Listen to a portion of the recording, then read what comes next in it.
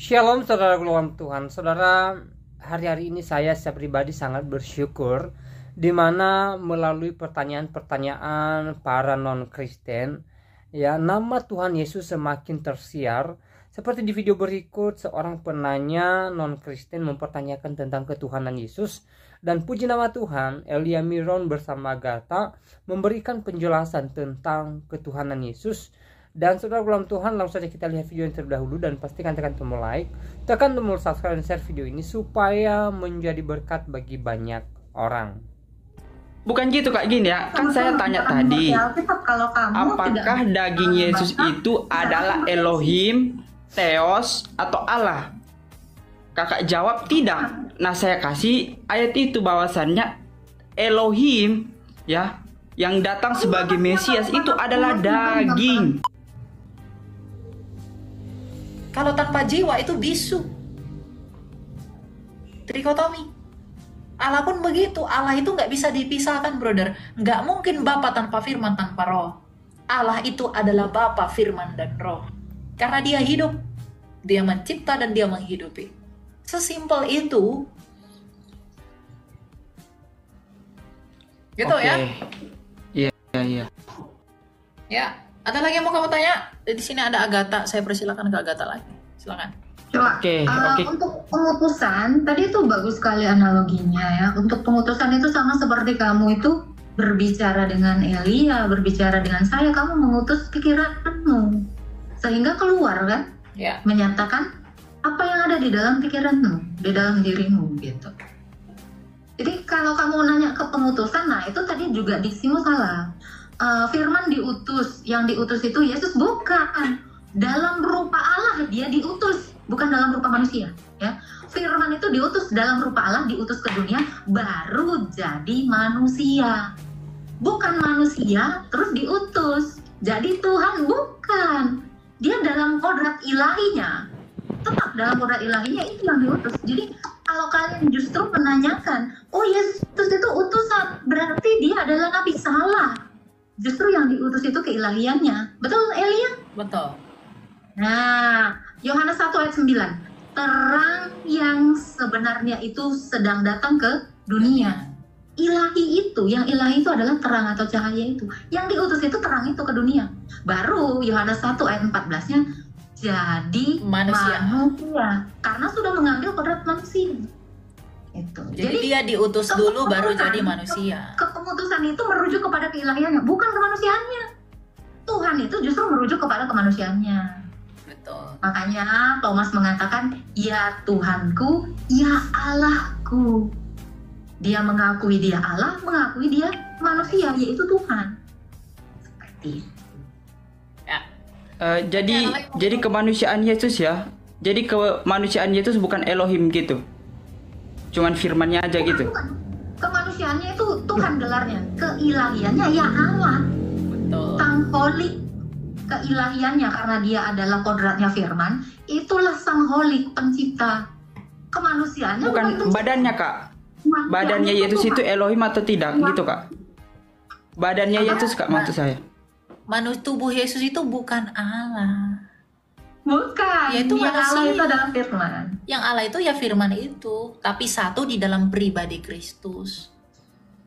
Atau pribadi Tapi dua. aku baca di Roma 9 ayat 5 kok badannya Yesus itu Elohim Kak. Itu gimana?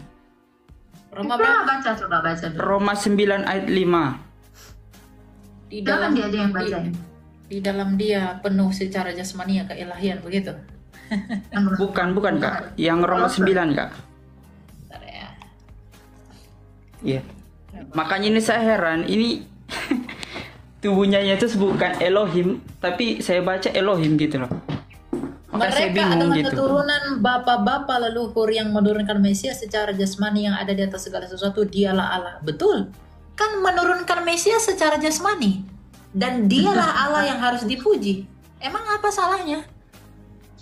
Ya itu kan daging Kak. Itu teksnya daging Kak. Mereka adalah keturunan bapak-bapak leluhur yang menurunkan Mesias secara jasmani yang ada di atas segala sesuatu. Dialah Allah yang harus dipuji sampai selama-lamanya. Ya, itu dagingnya itu salah. Maksudnya. Loh, Kan di sini kan yang menurunkan Mesias secara jasmani. Ketika dia datang menjadi jasmani, berarti yang dimasukkan yang di atas segala sesuatu dialah Allah yang dipuji sampai selama-lamanya. Ini merujuk kepada keilahiannya yang datang sebagai jasmani. Oke, saya baca ya Kak ya, biar kita ini enggak. Saya buka dulu. Tunggu ya, saya baca dulu. Soalnya itu daging Kak. Jasmani itu kan daging, gini Kak. Mereka adalah keturunan bapak-bapak leluhur yang menurunkan Mesias. Mereka di situ siapa? Keadaannya... Mereka di situ siapa? Mereka di situ siapa? Keturunan bapak-bapak leluhur, Pak. Berarti Di konteks kamu. kamu nggak ngerti konteks, fix. Kamu tuh cuman menukil satu ayat terus menyimpulkan. Nah, Iya, ini kan pertanyaan saya Kak. kamu ngerti konteks. Oke, saya baca lagi ya Kak ya. Jangan lari dari itu Kak. Jangan lari Kak. Saya tanya, itu siapa di situ yang dikatakan mereka? Oke, orang-orang Israel pada saat itu. Orang-orang Israel dan seluruh dunia. Oke? Wah, kamu baca dulu. Aduh. Jangan Kamu keluar dari konteks. Baca Loh, ayat kakak yang 3, keluar dari baca konteks. ayat 4-nya. Baca ayat 3, ayat 4-nya. Nah, begini ya Elia. Dia menanyakan tentang ketritunggalan Allah, menanyakan Duinatur Yesus. Terus dia mau bawa ayat untuk membenarkan narasi dia yang salah. Bukan gitu Kak, gini ya. Kan saya tanya tadi, Kalau kamu apakah daging Yesus itu adalah Elohim, Theos, atau Allah? Kakak jawab tidak. Nah, saya kasih ayat itu bahwasannya Elohim ya, yang datang sebagai Mesias itu adalah daging. Ya, dagingnya sang Mesias itu. Siapa Mesias itu? Ya Yesus gitu loh. Apa yang kamu paham? Loh, kok nanya Elohim? Kamu membawa diksi karena kamu nggak ngerti, karena kamu nggak bisa membedakan Allah, nggak bisa membedakan Tuhan. Kamu belum bisa membedakannya. Ngerti kak, ngerti. Oke, bentar. Saya bukan. Bentar. Saya jawab begini. Sekarang saya tanya begini. Kalau tubuhnya Yesus itu adalah ilahi, mungkinkah ilahi mati? Ia yang mati dalam keadaannya sebagai manusia. Mungkin nggak Allah itu mati kalau dagingnya itu Allah? Oke, saya jawab ya kak ya. Contohnya gini kak, Allah Nggak Elohim jawab itu dulu. kan gelar. Dia bisa mati, mana ada gelar Elohim? Elohim itu hakikat. Loh, gelar kak. Enggak, itu gelar. Elohim itu adalah hakikatnya sebagai Allah. Iya, bisa gelar, bisa hakikat kak, ngerti ya? Jadi hakikatnya apa? Buka kamus lah kak. Buka kamus, saya udah buka kamusnya. Kalau Allah itu adalah gelar, lalu hakikatnya apa? Loh, Allah itu bukan gelar kak di bahasa Indonesia. Loh, kayak mananya? Tadi gelar, sekarang nggak gelar. God kak, God. Elohim. Nah, itu gelar kak. Silakan bukalah kamusnya, kamus bahasa apa kayak gitu. Udah bahasa apa? Bahasa Yunani Theos. Theos itu di dalam bahasa Yunani. Iya, Theos itu gelar kak. Gelar. Lalu hakikatnya apa? Loh, kok pakai hakikat kak? Aduh, yang saya bilang kak dia gelar udah selesai. Buktikan dia bukan gelar gitu loh kak, ngerti ya? Ya hakikatnya apa kalau itu bukan hakikat? Loh, saya nggak bilang hakikat, saya nggak bilang bukan hakikat. Saya bilang gelar. Silakan buktikan itu bukan gelar. Oke. Jadi kalau Allah itu mati, masa sesembahan mati? Kalau gini, tubuh Kak, Yesus gini. Kalau tubuh Yesus adalah Allah, masa sesembahan itu mati? Oke, jadi gini kak, seperti kita lah, manusia mati. Ya, gelar manusianya itu nggak mati kak, tapi manusia yang kita itu mati gitu loh, ngerti ya? Aduh. Gelarnya itu nggak akan mati, tapi yang dimaksud itu mati gitu loh kak. Nggak mati, tapi yang dimaksud mati. Gelarnya nggak mati kak. Aduh, kapan pula lah gelar itu mati? Aduh. Tapi yang dimaksud itu mati. Contoh nih Adonai. Adonainya orang Israel mati. Ya, Adonainya yang mati. Maksudnya rajanya yang mati. Bukan gelarnya yang mati gitu loh kak. Oke, berarti ketika dia mati, yang mati itu apa? Realita apanya yang mati? Ya tubuhnya lah, tubuh Yesus itu yang mati. Oke, tubuhnya itu hakikatnya apa?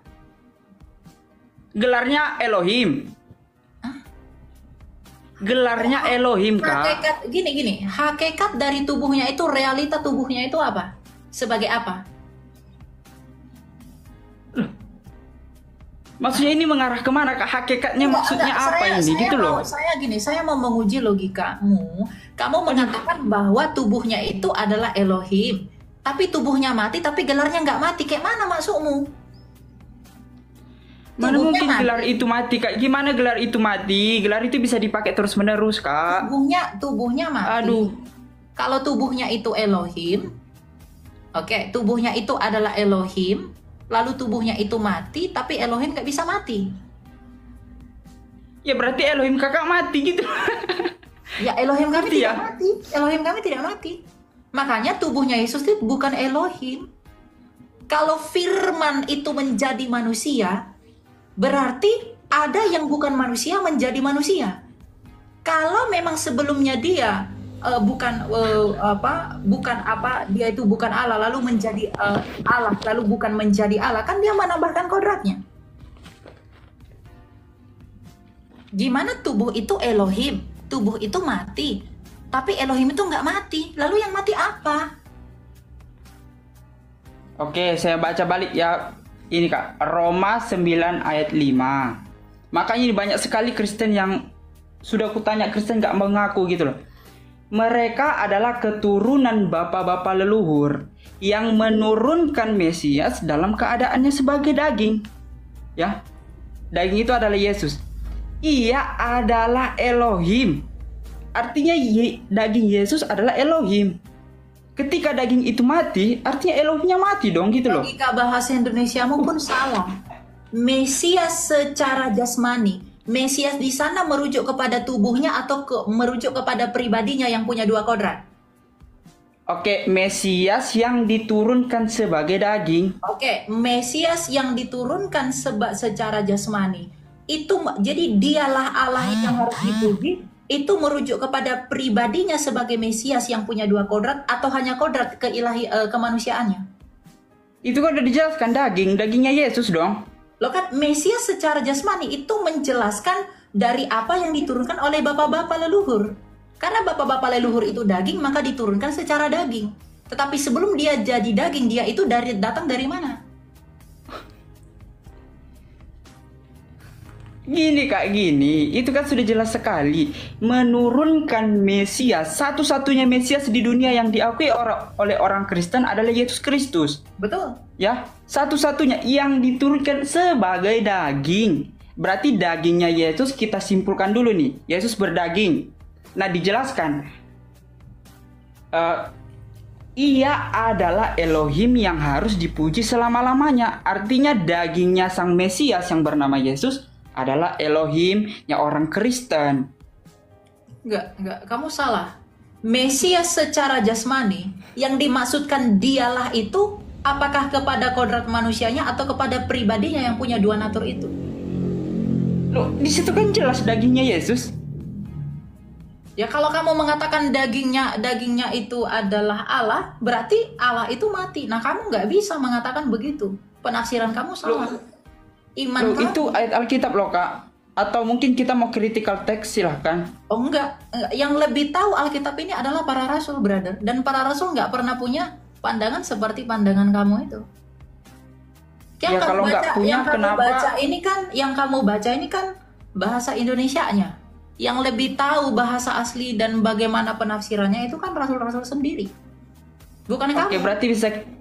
Oke, berarti bisa kita simpulkan LAI dan terjemahan-terjemahan zaman sekarang, KJV, ya itu punya kesalahan dalam menerjemahkan suatu teks gitu. Memang penafsiran itu pasti bisa salah. Namanya juga tafsir, namanya juga terjemahan.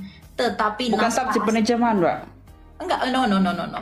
Terjemahan pasti bisa salah. Ada istilah namanya lost in translation. Itu pasti bisa terjadi kesalahan. Makanya ada TB1, TB2, terjemahan itu selalu disempurnakan. Tetapi bagaimana naskah aslinya berbicara dan bagaimana bapak-bapak gereja dan para rasul menginterpretasikannya, itu nggak sesuai dengan apa yang kamu maksudkan itu. Dan cara kamu membaca ayat Alkitab itu tidak seperti cara rasul-rasul membaca itu. Jadi kalau kamu memaksakan paham kamu kepada kami, ya silakan, itu paham kamu. Saya nggak tahu, mungkin kamu bukan Kristen. Tapi sekarang gini Kak. Punya paham begitu. Ya sekarang gini, mungkin kakak ini punya terjemahan yang berbeda atau kodeks-kodeks yang lain selain kodeks-kodeks yang diterjemahkan seperti itu gitu loh Kak. Enggak, kami memang dari naskah aslinya. Iya, mana Kak naskah yang aslinya? Ya, yang kita pakai kodeks-kodeks Yunani, yang pakai bahasa kodeks asli. Yang dipakai di mana Kak terjemahan yang benar? Karena saya butuh terjemahan yang benar. Terjemahan itu ndak ada, tetapi kalau naskah aslinya misalnya di naskah Textus Receptus itu ada. Ya, kita buka ya. Ntar saya buka. Mana ini? Aduh, saya. Oke, silakan Kak. Karena saya juga mau belajar Kak. Soalnya saya juga agak nggak terlalu paham agama lah gitu. Ya, jadi kemanusiaan Yesus itu Roma 9 ya. Kita buka ayat 5, kita buka dalam naskah Yunani ya. Iya, soalnya aku buka dari seluruh terjemahan itu sama semua gitu. Iya, memang betul, gitu tetapi kan cara kamu menafsirnya itu salah. Sama seperti ketika Tuhan Yesus berkata, anak manusia tidak tahu hari kiamat. Kamu mungkin secara literal itu menerjemahkan bahwa ya Tuhan Yesus tidak tahu hari kiamat, yaitu logikamu. Tetapi rasul-rasul tidak begitu. Kamu yang salah, ya? Iya, aku ngerti itu Kak, aku ngerti. Oke, kalau kamu sudah mengerti, lalu apa yang dipertanyakan? Iya, maksudnya aku ngerti yang anak manusia tadi Kak. Yang ini aku nggak ngerti gitu loh. Nah, kalau kamu terjemahan KJV. Dengar dulu. Kalau kamu sudah mengerti itu, dengan penalaran yang sama, harusnya kamu mengerti maksud yang di ayat Roma 9 ayat 5 tadi. Bahwa yang dimaksud dialah Allah. Sekarang saya tanya, kalau kamu memang mengerti itu, ya, bahwa tuh Yesus mengatakan anak manusia tidak tahu hari kiamat. Ketika dia berkata begitu, berarti itu merujuk kepada esensi kemanusiaannya, bukan berarti keilahiannya. Itu tidak tahu hari kiamat, bukan? Betul. Berarti kalau dikatakan dialah Allah yang harus dipuji, merujuk kepada yang tadi, bahwa kemanusiaannya tidak tahu hari kiamat, tetapi keilahiannya yang tahu hari kiamat. Berarti ketika dikatakan dialah Allah yang harus dipuji selama-lamanya, itu merujuk kepada kemanusiaan atau pribadi Kristus yang punya dua kodrat itu. Itu kan jelas sekali dagingnya Yesus Kak. Pakai penalarannya di situ. Teksnya kan jelas sekali, flesh, dagingnya Yesus Kak. Dagingnya Yesus itu bergelar Allah, bergelar Elohim, bergelar Theos gitu loh. Benar ya? Di dalam KJV dikatakan begini. Saya baca ya. Whose are the fathers and of whom as concerning the flesh Christ came. Concerning the flesh Christ came. The flesh. Fleshnya di situ tuh huruf kecil. Kalau seperti concerning the flesh Christ came. Who is over all. God bless forever. Amen. NIV jelas kan Kak? NIV lebih jelas. And from them is traced the human ancestry of Christ. Belum ngerti juga? Iya, kita pakai terjemahan yang bagus Kak. Di situ kan ya, lalu apa itu kan flesh bukan human Kak. Terjemahan yang bagus yang mana? Iya Kak, itu kan merujuk kepada daging Kak, dagingnya Yesus. Itu merujuk kepada gini loh. Yang kamu sebut dialah Allah, itu kan kamu lihat dia itu titik ya. Dialah Allah yang harus dipuji sampai selama-lamanya, amin. Itu merujuk kepada pribadi Kristus yang punya dua kodrat itu. Bukan kepada kodrat dagingnya itu yang bisa mati itu. Karena kalau dagingnya itu mati, berarti Allah itu bisa mati. Makanya dalam Filipi 2 dikatakan ia yang mati dalam keadaannya sebagai manusia. Merendahkan dirinya. Dia berkenosis, mengosongkan dirinya, tidak menganggap kesetaraan dengan Allah. Yang dengan demikian ia dapat mati. Kalau dagingnya saja itu bisa adalah Allah, di dalam Alkitab dikatakan daging dan darah tidak mendapat bagian dalam kerajaan sorga. Kalau daging dan darah tidak mendapat bagian dalam kerajaan sorga dan Allah itu adalah sang sorga, bagaimana mungkin dagingnya itu adalah Allah? Jadi logika kamu yang salah, cara menalar kamu dalam prinsip hermeneutika, prinsip penafsiran kitab suci. Kamu tidak bisa memaksakan kehendakmu berdasarkan kemauanmu. Kamu harus menafsirkan seluruh kitab suci itu secara holistik. Mau kamu ngomong A, B, C, D, dan lain-lain. Tapi kalau itu bertentangan dengan ayat-ayat lain, tafsirmu itu tidak diterima. Makanya kamu harus pintar berelaborasi, mengelaborasi ayat itu. Kalau kamu nggak tahu prinsip penafsiran, jangan ngomong. Iya, Kamu Kak, mau iya. dari tadi memaksakan yang ada di atas secara jasmani, lalu kamu ngotot-ngotot bahwa itu merujuk kepada kemanusiaannya, itu hanya merujuk kepada kemanusiaannya. Base argumen yang kamu punya pun nggak jelas. Kamu hanya mengatakan itu kan pasti manusia, itu masih asumsimu. Saya udah bawa 2 bukti ayat Alkitab bahwa Allah itu tidak mungkin mati. Yang kedua, daging dan darah tidak mendapat bagian dalam kerajaan sorga. Kalau Allah adalah sang sorga, masa Allah itu berdaging? Jadi logika kamu tidak dipakai untuk menjelaskan ayat ini. Makanya saya katakan, kamu tidak boleh memaksakan penafsiranmu. Harus tunduk kepada otoritas bapak-bapak gereja, para rasul yang memang lebih mengetahui bagaimana bunyi ayat Alkitab itu sebagai orang-orang yang melakukan kanonisasi atas kitab suci. Sesimpel itu. Kalau kamu mau belajar tuh nggak ngotot-ngototan. Ya, karena kamu masih kurang pengetahuan untuk merangkum argumentasimu. Ya saya mengerti itu. Tapi kan apa yang sudah disimpulkan oleh orang Kristen sekarang itu sudah merupakan hasil dari perumusan proses yang sulit dari bapak-bapak gereja. Gitu, ya? Oke, tapi kakak ini nggak tetap aja ya. Enggak, jangan diputar lagi. Oke, berarti bukan jasmani gitu. Jasmani apa, Kak? Keilahian itu ya keilahiannya. Allah kealahannya itu. Firman. Oke, berarti penerjemah itu salah ya, Kak ya? Ya, terjemahan bisa kurang tepat. Atau cara tafsir kamu yang salah. Ya, terjemahan yang benar, Kak. Aku mau lihat terjemahan yang benar. Ya, tadi nggak ada terjemahan yang benar. Itu sudah benar, yang kamu bawa sudah benar. Tapi cara interpretasimu itu salah. Terjemahannya nggak ada yang salah, ya nggak ada yang salah. Tapi interpretasi kamu yang salah. Gini, saya bergelar hul, contoh ya, Kak ya. Mereka diturunkan oleh bapak-bapak leluhur yang menurunkan hul dalam keadaannya sebagai daging.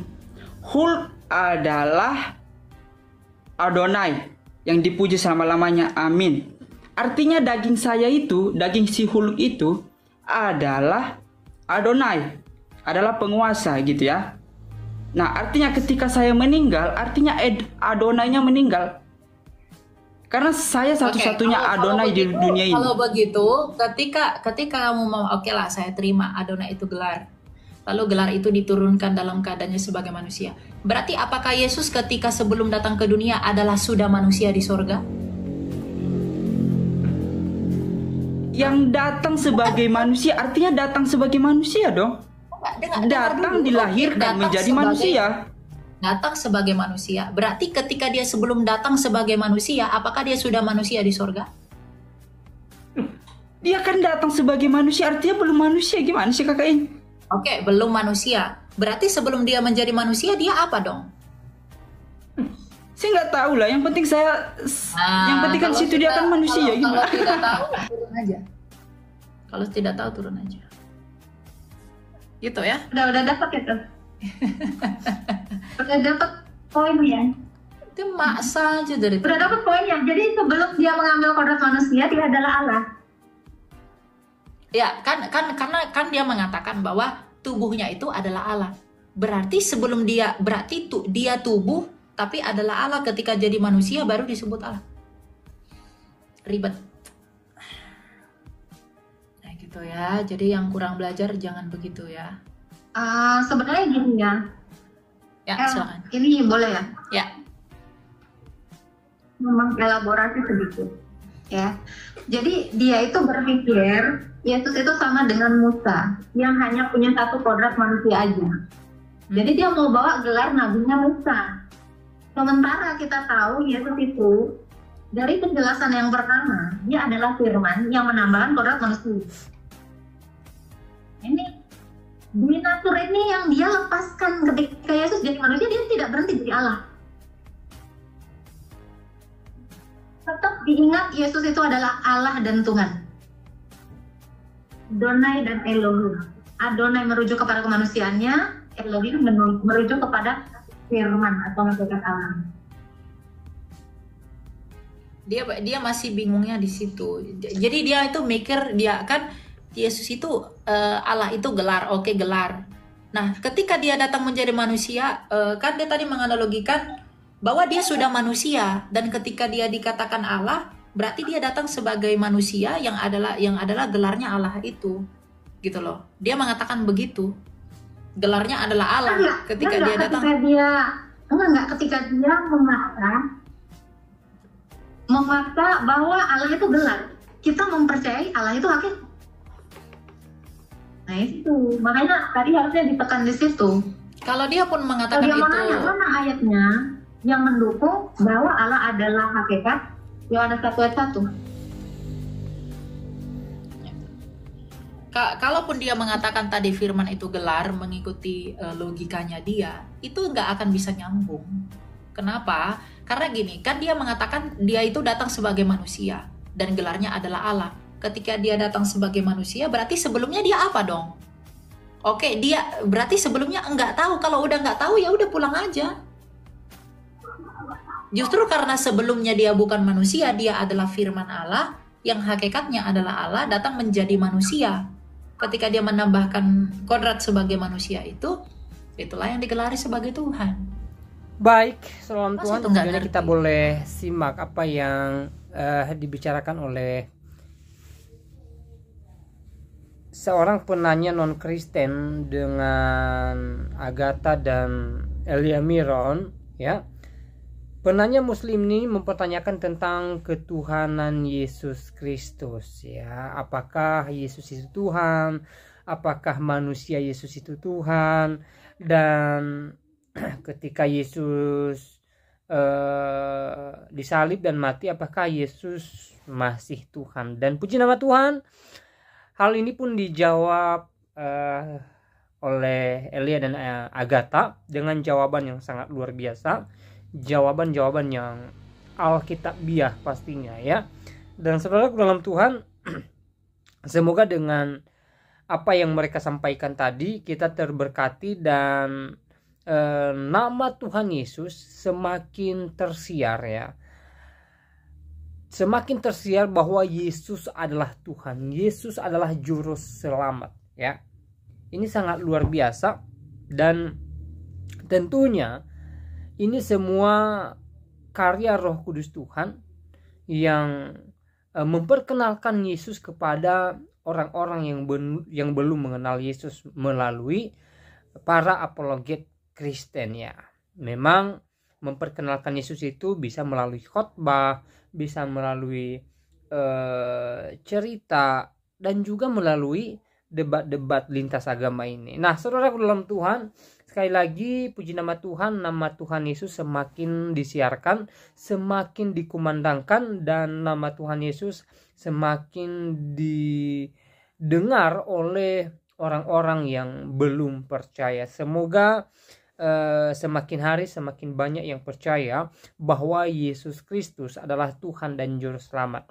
Nah, berbicara tentang Yesus sebagai Tuhan, ya, panjang lebar mereka sampaikan di video tadi, dan juga di video-video saya sebelumnya saya sudah sering bahas tentang hal ini. Saya sampaikan tentang Yesus Kristus, bahwa Yesus adalah Tuhan, bagaimana Yesus menunjukkan diri sebagai Tuhan, bagaimana dia menyertakan dirinya dengan Tuhan, mengatakan bahwa dia dan Bapa adalah satu. Dia menunjukkan pribadinya yang setara dengan Allah. Ini sangat luar biasa.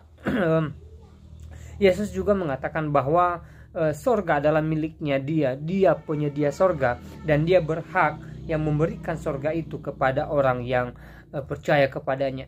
Dan juga Yesus mengatakan bahwa dia satu-satunya jalan dan kebenaran dan hidup, bahkan tidak ada seorang pun yang datang kepada Bapa, artinya tidak ada seorang pun yang bisa masuk sorga kalau tidak melalui Tuhan Yesus Kristus, ya.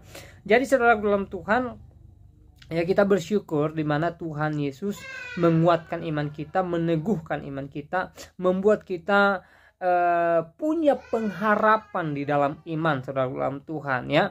Tuhan Yesus tidak memberikan kita kalimat mudah-mudahan, tetapi Tuhan Yesus memberikan kalimat kepastian bahwa orang yang hidup dalam Yesus, orang yang percaya kepada Yesus pasti masuk surga. Ada kepastian, saudaraku dalam Tuhan, ya.